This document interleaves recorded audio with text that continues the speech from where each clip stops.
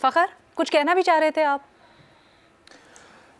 अलीना, देखें, पहली बात तो ये है कि वही जो इंटेंट वाली बात है, ये पीटीआई चाहती ही नहीं है कि मुज़ाकरात मानी खेज़ हों। देखिए, उनका जो वोटर और सपोर्टर है वो उसका माइंडसेट को आपको पहले देखने की ज़रूरत है। और इमरान खान बहुत ज़्यादा इन्फ्लुएंस्ड है अपने जो सोशल मीडिया है, और जो अपने सपोर्टर की उनकी राय होती है वो सोशल मीडिया के ही ज़रिए वो गेज करते हैं अपने वोटर और सपोर्टर की।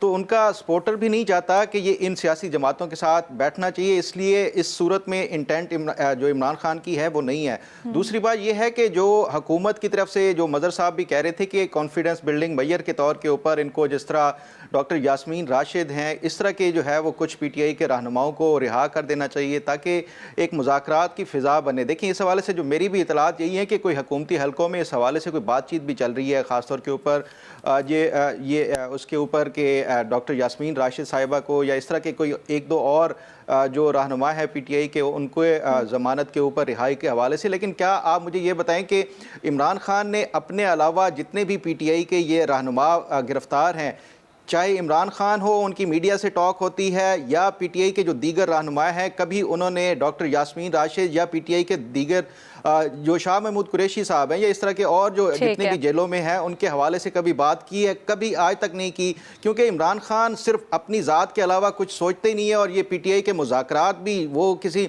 डॉक्टर यास्मीन राशिद या जो अभी जो लेटेस्ट स्टेटमेंट आई है उसके अंदर ये था कि अब मेरी रिहाई, खान साहब ने कहा, अब जो रिपोर्ट हो रहा है कि मेरी रिहाई बेशक ना करें लेकिन बाकी जो असीरान हैं उनकी रिहाई कर दें।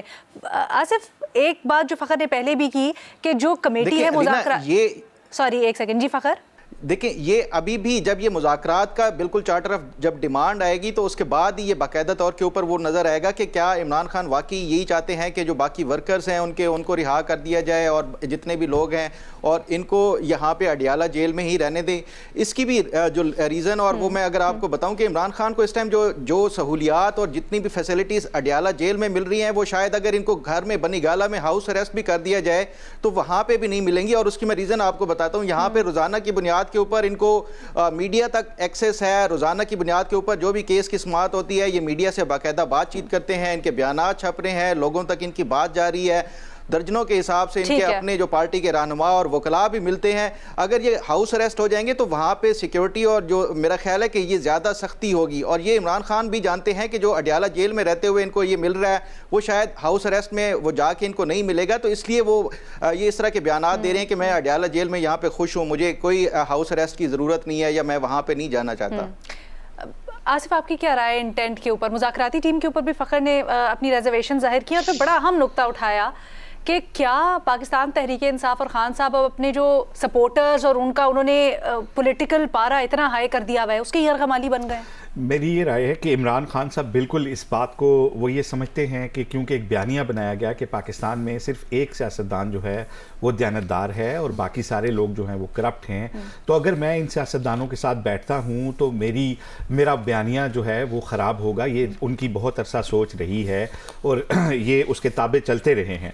लेकिन इस वक्त पाकिस्तान तहरीक-ए-इंसाफ के पास ऑप्शंस क्या हैं? देखें, इमरान खान साहब ने जब मुज़ाकराती कमेटी तश्कील दी तो वो उन्हीं सियासतदानों के साथ बात कर रही है ना जिनके बारे में वो माजी में कहते रहे हैं, बल्कि अब भी कहते हैं कि वो करप्ट हैं, चोर हैं।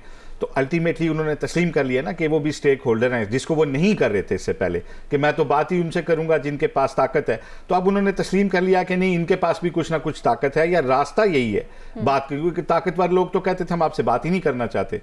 तो अब मामला ये है कि कम अज़ कम एक स्टेप तो पीटीआई फॉरवर्ड हुई है। बाकी जो बयानात है, मैं आपको बारहा कह रहा हूँ, किसी जमात ने मुज़ाकरात का बायकॉट नहीं किया। किसी जमात ने बातें की जाती हैं, मुतालबात होते हैं, लेकिन आप ये मत भूलें कि ये मुज़ाकरात बंद कमरे के इजलास में हो रहे हैं। बंद कमरे का इजलास होता है और स्पीकर ने लास्ट टाइम भी जो है वो बड़ी, उन्होंने कहा था हमने स्टेटमेंट भी मुख्तसर रखी है और आइंदा हम एक बंदा कर देंगे नॉमिनेट जो बाहर बताएगा। बंद कमरे की बात करते हैं, क्या कहना चाह रहे हैं? अंदर कमरे में कुछ और हो रहा है, बाहर हमें कुछ और नजर आ रहा है। मेरा ये ख्याल है कि अंदर खुल के बात होगी ना, जब अभी 2 तारीख को वो लेके आएगी पीटीआई अपनी डिमांड्स के खान साहब को रिहा किया जाए, मैंडेट वापस किया जाए, वर्करों को रिहा किया जाए, मुकदमात खत्म किए जाएं, जुडिशल इंक्वायरी कराई जाए 9 मई फला।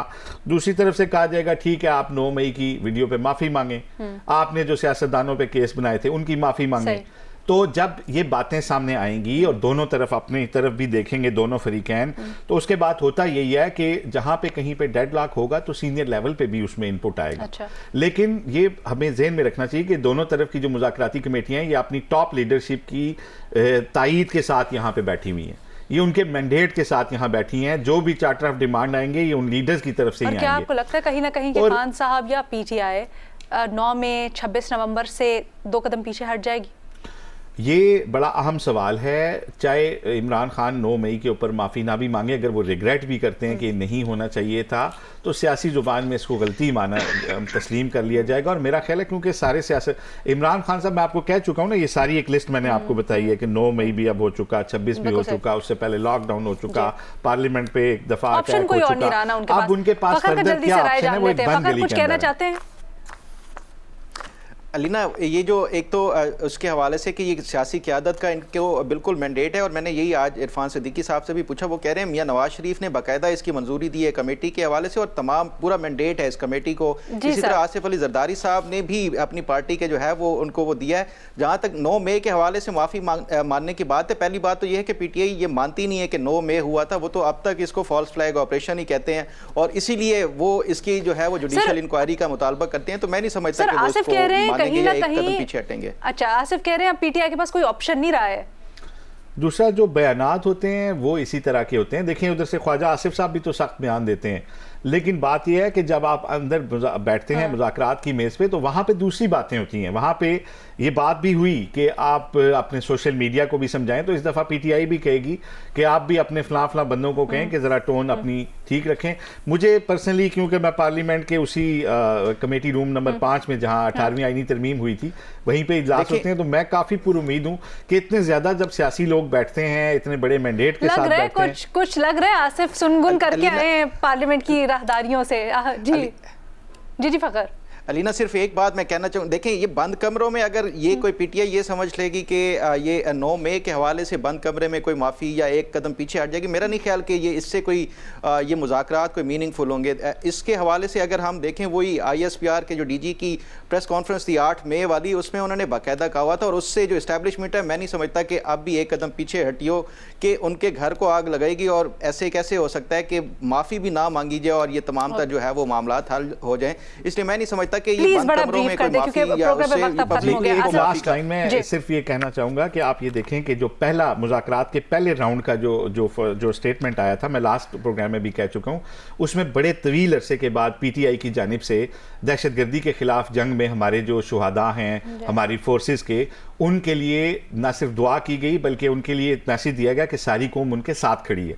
पहले कदम के तौर पे मैं इसको समझता हूं कि ये बातें लीड करती हैं कि 9 मई के ऊपर भी चीज़ें जो हैं वो फॉरवर्ड होंगी और डेडलॉक जो है वो हैं, लेकिन वो उसमें बेहतरी कुछ ना कुछ लचक दिखा दी जाएगी।